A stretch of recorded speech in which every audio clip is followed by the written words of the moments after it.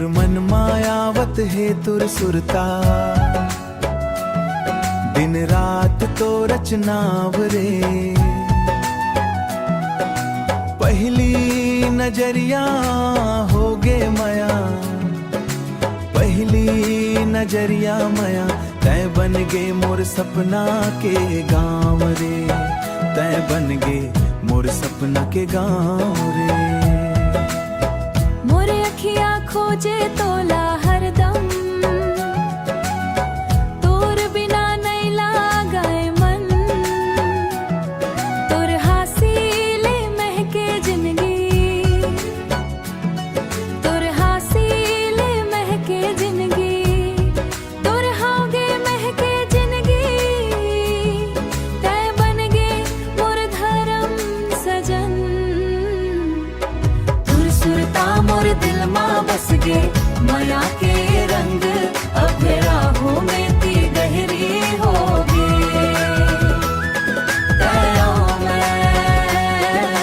मैं और तै एक दूजे के सहारा होगे, एक दूजे के सहारा होगे। रद्दा रद्दा तोर संग चलहूं, हाथ धर के सपना सजाहूं, जत का तेरे समान सजा हूँ, जत का दुख आवे जिंदगी माँ, सबला अपन संग बाटा हूँ।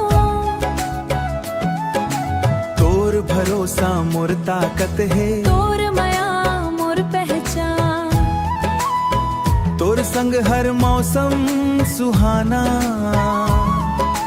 तय हंस मोर अभिमान। तुर सुरता मोर दिल माँ बस गे, माया के रंग अब राहों में ती गहरी होगी।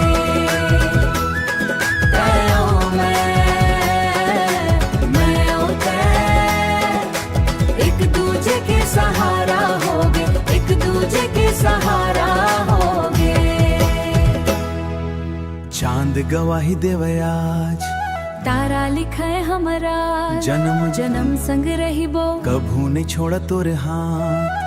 माया की डोरी बंध गए इसने, टूटे नहीं कभू ये साथ। तुर सुरता मोर सांस में बस गए, माया की कहानी